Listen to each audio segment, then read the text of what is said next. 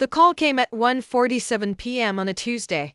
I was in the middle of a presentation when my phone lit up with the school nurse's number. My stomach dropped the way it always does when you see that specific caller, the one that means something's wrong with your child. Miss Chen? This is Nurse Patricia from Ridgemont Elementary. Lily's running a fever of 101.3, and she's been sick to her stomach. She needs to be picked up right away.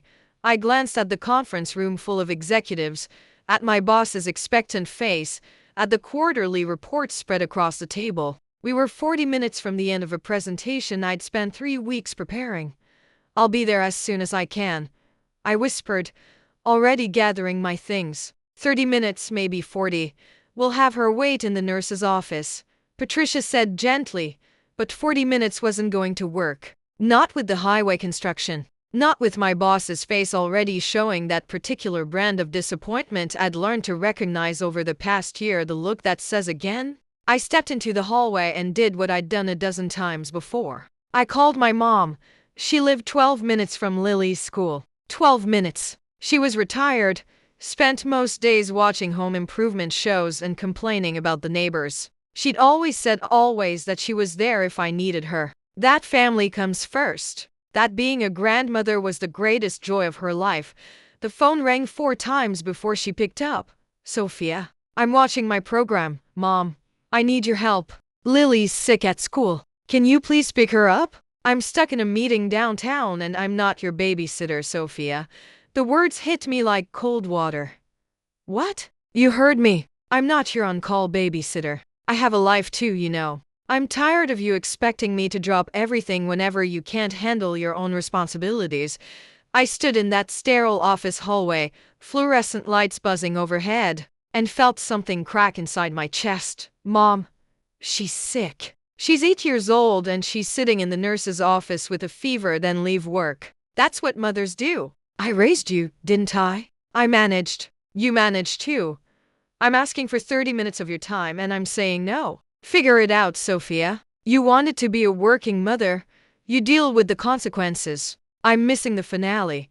She hung up. I stood there, phone pressed to my ear, listening to dead air. Around me, office workers rushed past with coffee cups and laptops. Someone laughed in a nearby cubicle. The world kept spinning while mine tilted sideways. I called 3 co-workers. 2 didn't answer. One said she was in back-to-back meetings all afternoon. I called the emergency contacts we'd listed. Our neighbor was out of town.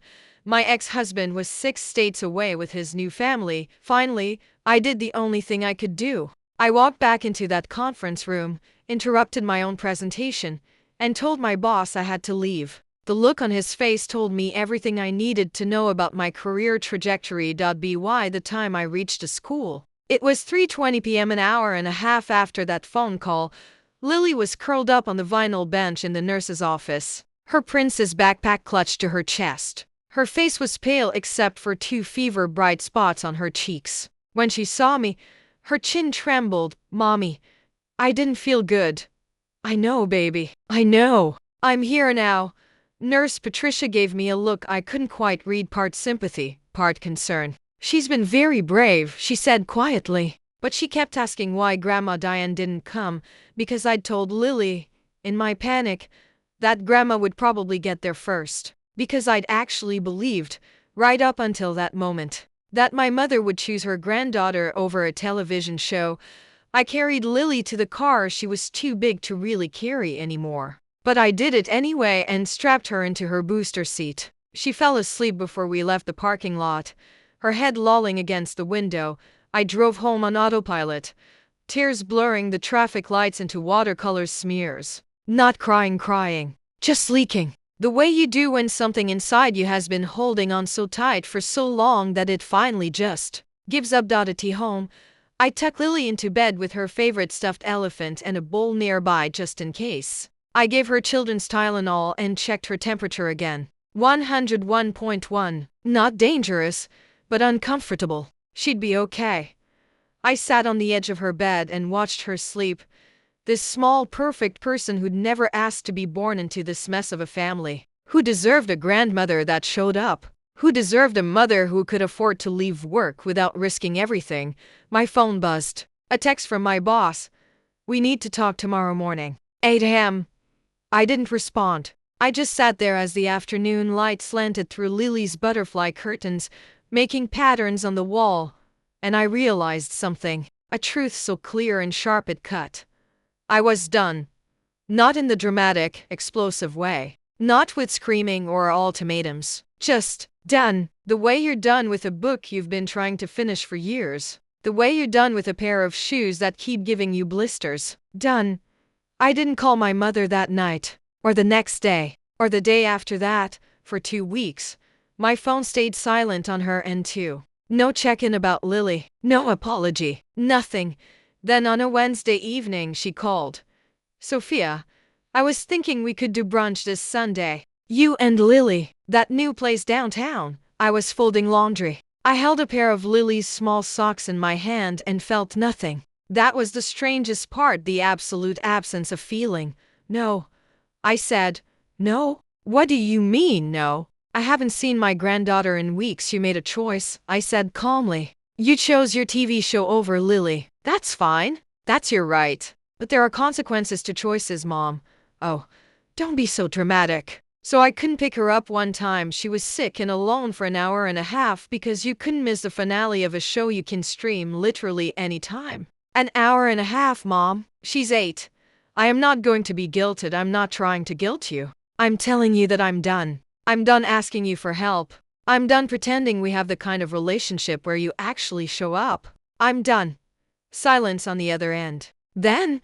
You're being ridiculous. Maybe. Either way, we're not coming to brunch. Take care, Mom. I hung up before she could respond. That night, I made spaghetti with Lily. Just the two of us in our small kitchen. Her chattering about a boy in her class who could burp the alphabet. Normal. Simple. And for the first time in weeks, I felt like I could breathe. Drop your city in the comments. Let's see how far this story travels. The silent treatment lasted 3 months.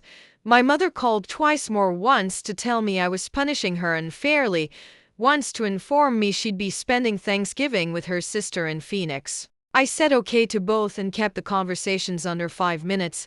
I didn't badmouth her to Lily. I just said Grandma was busy. Kids are resilient. Lily asked about her a few times and then stopped. We built a new routine, just the two of us. I hired a college student named Maya as a backup for emergencies. I found a new job with better hours and a boss who had 3 kids of her own. Life got smaller, but also lighter. Then came February. The call that changed everything came at p.m. on a Friday night. My Aunt Carol, my mom's sister, her voice tight and strange. Sophia, your mother is in the hospital. St. Catherine's. She fell this afternoon. They think it might be a stroke. The world stopped. What? She was alone. The neighbor found her 6 hours later. She tried to call for help, but her phone was in the other room. Sophia, she's asking for you. I don't remember the drive to the hospital. Just fragments. Red lights. Empty streets. My hands shaking on the wheel. Lily was at a sleepover. One small mercy. The hospital smell hit me first. Antiseptic and floor wax and fear. My mother was in ICU, room 412. When I walked in, I barely recognized her. She looked small. That was the shocking part. My mother had always been this larger-than-life force, critical, imposing, impossible to please. But in that hospital bed, with tubes and wires and that terrible pale gray skin, she looked like what she was, a 72-year-old woman who'd been lying on her kitchen floor for 6 hours, unable to reach help. Her eyes found mine. One side of her face drooped slightly. Sophia. It came out slurred. You came. I sat in the plastic chair beside her bed. My hands didn't know what to do, and Carol called me. I tried to call you, she said, each word an effort. When I fell. But we haven't. You don't answer. The weight of that statement settled over us both.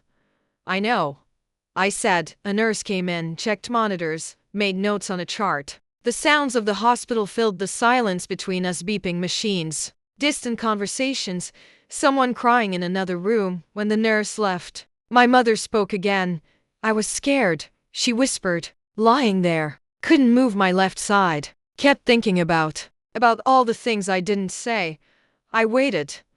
I'm sorry. About Lily. About that day. About her right hand moved weakly on the blanket. About being a terrible mother. Something in me wanted to argue, to say she wasn't terrible, to smooth it over the way I'd smoothed over every hurt and disappointment for 40 years. But that something was tired. So tired. Why did you say no that day? I asked. Really? Was it really about the TV show? Her eyes, the left one slightly unfocused, now filled with tears. I was scared, she said again, of being needed, of being the backup plan. Your father left because I needed him too much, you know. Always needing. I swore I'd never be that person again. Never need anyone. Never let anyone need me too much either. The truth of it sat between us, ugly and human. So when I called you for help, I panicked. Thought if I said yes once, you'd keep asking, keep needing, and I'd become her again. The woman your father left. I sat back in that uncomfortable chair. Outside the window, the city lights blinked through a February drizzle.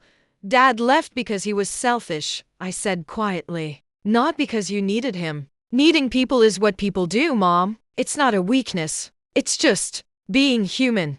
She cried then. Really cried.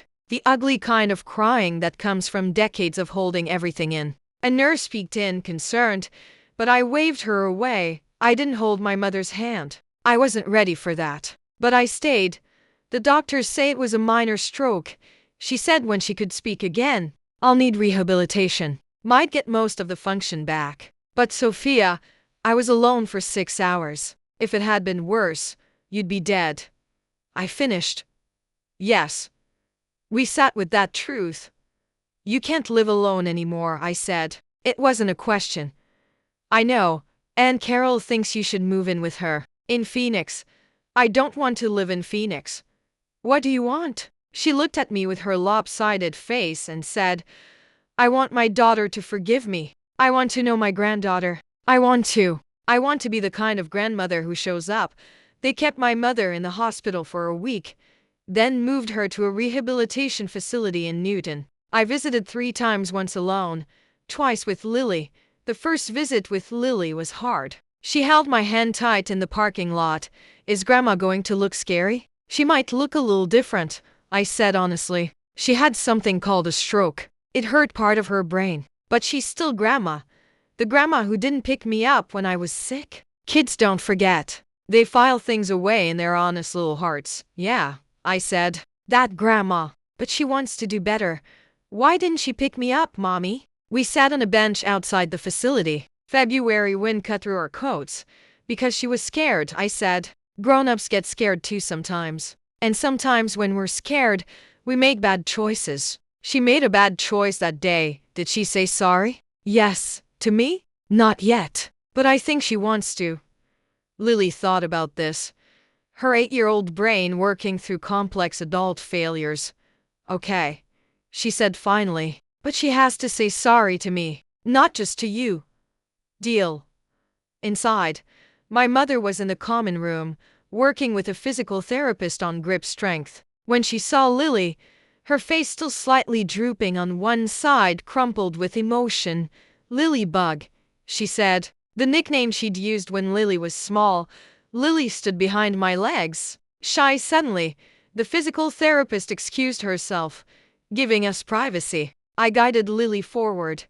Hi, Grandma Diane, Lily said politely. My mother started crying. I'm so sorry, sweetheart. I'm so sorry I didn't pick you up from school. You needed me and I wasn't there, and that was wrong. So wrong. Lily looked at me. I nodded. It's okay, Lily said, though her voice was small. Mommy says you were scared. That's not an excuse, my mother said. Being scared isn't an excuse for letting people down. Especially people we love. We stayed for 40 minutes. Lily showed Grandma a drawing she'd made of a unicorn. My mother told her about the robin that kept visiting the window. Small things, but there was something dot in the parking lot afterward. Lily said, Grandma seems sad. She is sad. Because of the stroke. Because of a lot of things. Are you still mad at her? I buckled Lily into her seat, taking my time with the straps. I'm working on not being mad, I said. It's hard. But I'm trying. That's what Mrs. Patterson says we should do when someone hurts us, Lily said. Mrs. Patterson was her second-grade teacher. Try to forgive but also protect our feelings. Mrs. Patterson is smart. Yeah. Can we get ice cream? And just like that, 8-year-old resilience moved us forward. Over the next 2 months, patterns emerged. My mother worked hard in rehab, pushed herself through painful exercises, learned to compensate for her weakened left side. The doctors were pleased with her progress, and Carol flew in from Phoenix twice, ready to move Mom into her guest room. But each time, my mother resisted. I want to stay near Sophia, she told Carol. Near my granddaughter. You barely spoke to them for 3 months, Carol said bluntly. And that's after years of being difficult. I know. That's why I need to stay. I need to fix what I broke. Carol looked at me. Is that what you want? We were having coffee in the hospital cafeteria, the 3 of us. My mother was using a walker now, making slow progress. I don't know yet, I said honestly. Sophia has every right to say no, my mother said quietly. I haven't earned anything else. But something had shifted in me during those hospital visits. Watching my mother struggle to grip a spoon, to form words clearly, to walk 10 feet without stopping, it didn't erase what she'd done. But it made her human in a way I'd never quite seen before. She wasn't the invincible, critical force I'd spent my life trying to please. She was just a person, flawed and scared and trying now, in her own clumsy way, to be better. I'm not ready for you to move in with us, I told her during one visit. I'm not ready for that level of enmeshment again. But there's a senior living community near my office. Independent living with support services. You could have your own apartment. Your freedom. But you'd be close. My mother's eyes welled up. You'd really? After everything. For Lily, I said. And maybe for us. But Mom, this is a second chance. Not a third or fourth or fifth. If you fall back into old patterns, the criticism, the manipulation, the not showing up, we're done. For real this time. I understand. Do you? Because I need you to really understand. I will protect my daughter. From anyone. Even you. I know. She whispered. I know, Sophia. And I'm grateful. More than I can say. She moved into Meadowbrook Senior Living in April. A bright 2-bedroom apartment on the 3rd floor, with a small balcony and a view of the community garden. We helped her unpack me, Lily, and Maya, who'd become more than just emergency childcare. Maya had lost her own grandmother the year before and seemed to enjoy helping mine settle in. This is nice, Grandma Diane, Lily said, arranging stuffed animals on the guest bed. I can sleep over sometimes, right? My mother looked at me. I nodded. I would love that, Lilybug. We established rules, boundaries. My mother could see Lily twice a week, once for dinner at her place, once for a weekend activity. She couldn't criticize my parenting, my career choices, my life. She had to ask before offering advice. She had to respect when I said no. To my surprise, she followed the rules. The first sleepover happened in May. I was nervous, the kind of nervous that made me check my phone every 30 minutes. But when I picked Lily up the next morning, she was happy. They'd made pancakes and watched a Disney movie, and my mother had braided Lily's hair. She told me stories about when you were little, Lily reported on the drive home. You were scared of the dark too? Very scared. Grandma said she used to check under your bed every night. Even when you were my age. I glanced at Lily in the rearview mirror. She did. I'd forgotten that. Memory is strange. How we can hold on to every hurt while forgetting the small kindnesses. How the bad can eclipse years of good. She said she's sorry she forgot to be kind to you when you grew up. My throat tightened. She said that? Yeah, and she cried a little bit. But then we had pancakes and she was okay. Summer came. We fell into rhythms. My mother came to Lily's soccer games and cheered from her folding chair. She started a book club at Meadowbrook and invited me to join. I went once a month, surprisingly enjoying it. She began physical therapy appointments with renewed dedication, determined to regain full mobility. In July, on a sweltering Saturday, my mother called. Sophia, I need your help with something. My whole body tensed. The old pattern. Rising up. What is it? I want to volunteer at Ridgemont Elementary. In the nurse's office. Not as a medical professional, obviously, but as a A comforting presence. For kids waiting to be picked up, I was silent. I know it sounds strange, she continued, but I can't stop thinking about Lily, sitting there for an hour and a half. About other kids who might be sitting there scared, waiting. I thought maybe I could be there, just to sit with them, read them stories, tell them their parents are coming. Mom, I've already contacted the school. They said they'd consider it if I pass a background check and complete volunteer training. I'm not asking for your permission, but I wanted you to know. After we hung up, I sat in my kitchen for a long time. Lily was at a friend's pool party. The house was quiet. My mother was trying to volunteer at the exact place where she'd failed us most completely. To sit with scared, sick children and be the person she hadn't been for Lily. It wasn't redemption. Not exactly. But it was something. In August, I got a promotion. Senior Director of Operations. Better pay, better hours, a team under me. I took my mother and Lily out to celebrate at a restaurant with tablecloths and too many forks. I'm so proud of you, my mother said, squeezing my hand across the table. It was the first time I could remember her saying those words. Thanks, Mom. I mean it. I know I never said it enough when you were younger. I was too busy criticizing, too busy pointing out what could be better. But look at you. Look at what you've built. You're an incredible mother, an incredible woman. Lily kicked me under the table, grinning. Mommy's crying in the fancy restaurant. Happy tears. I managed. That night, after Lily was asleep, I sat on my porch with a glass of wine and called my mother. Thank you, I said, for what you said at dinner. I should have said it years ago. Yeah, but you said it today. That matters. She was quiet for a moment. Then, Sophia, I'm never going to be perfect. I'm going to mess up. Old habits are hard to break, and I'm still learning how to be the person I should have been all along. I know. But I want you to know that when you called me that day, when Lily was sick, and I said no, that's my biggest regret. If I could take back any moment in my life, it would be that one. Not for what it did to us, though that's huge, but for what it did to Lily, to that sweet little girl who needed her grandmother and got rejection instead. She's okay, Mom. Kids are resilient. She shouldn't have had to be resilient about that. She should have been picked up by someone who loved her. She should have been cherished. We breathed across the phone line. Two women trying to navigate the complicated terrain of forgiveness and change. You're cherishing her now, I said finally. That's what matters. September brought Lily's 9th birthday. We had a party at Meadowbrook, my mother's idea. She arranged everything. Decorations in the community room, a magician, pizza, a chocolate cake shaped like a book, Lily's current obsession. She invited Lily's entire class, coordinated with parents, set up games. Halfway through the party, I found her in the kitchen, frosting backup cupcakes. You didn't have to do all this, I said. I wanted to. I've missed so many birthdays, so many moments. I can't get those back, but I can show up for this one. You've shown up for a lot lately. She set down the frosting bag and looked at me. Her left side had regained most of its function, though she still tired easily.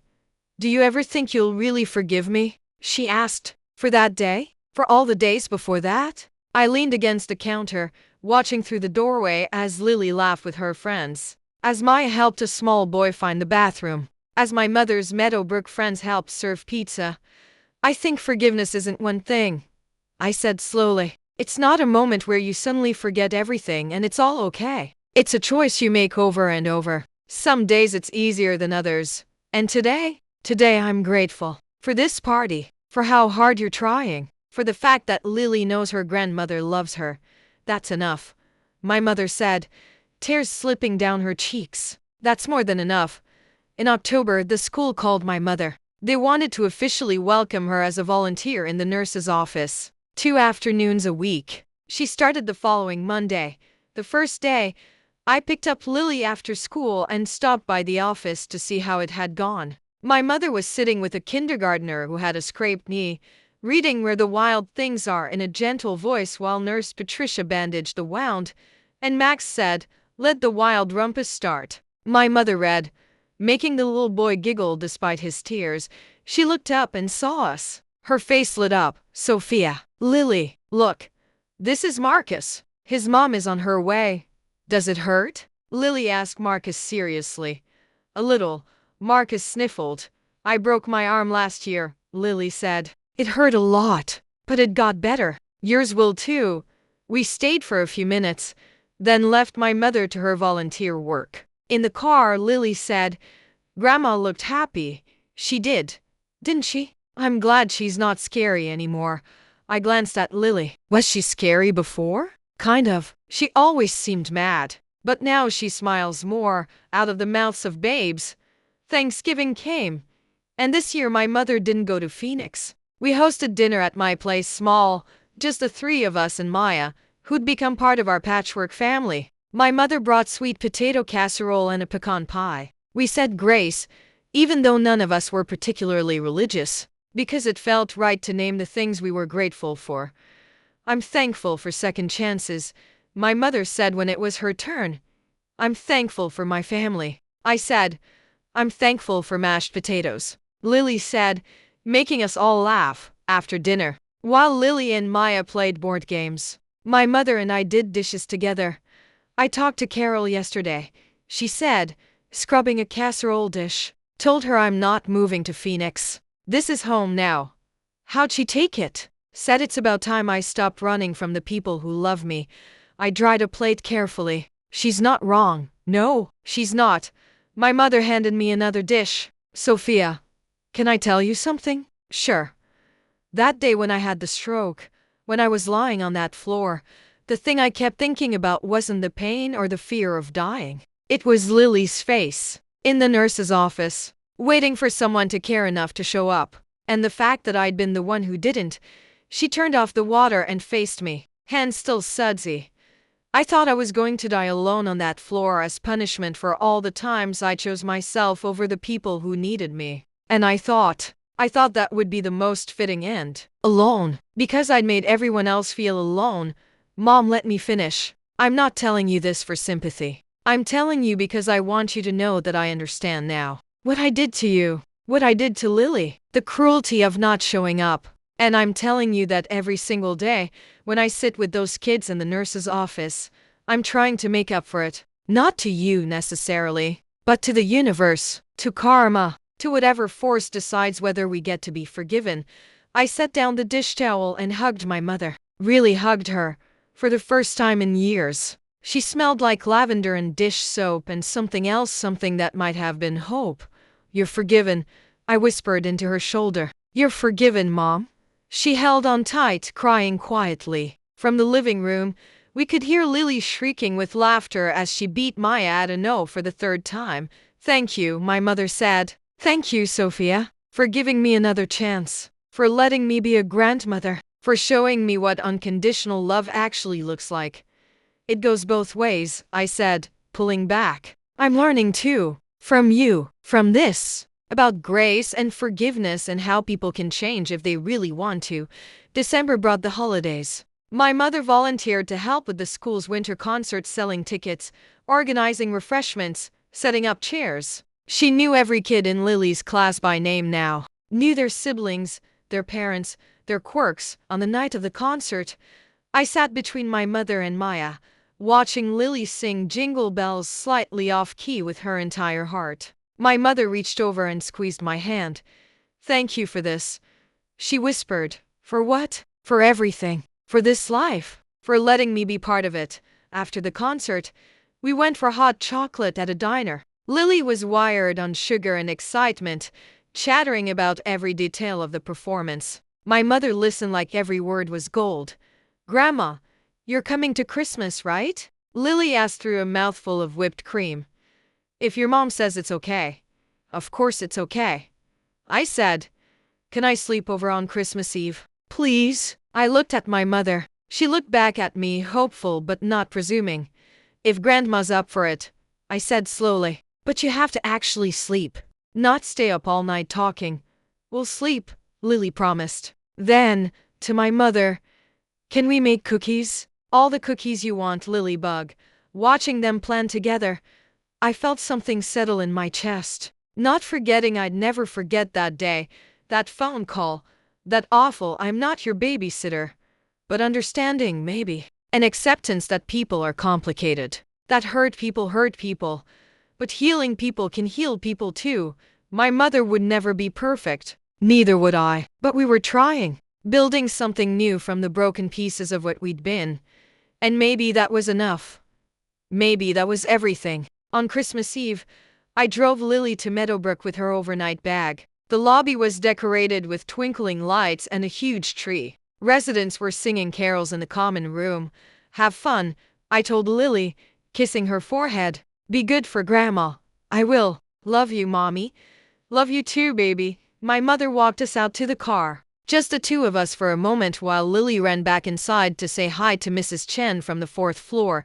Sophia, my mother said, thank you for trusting me with her. You've earned it.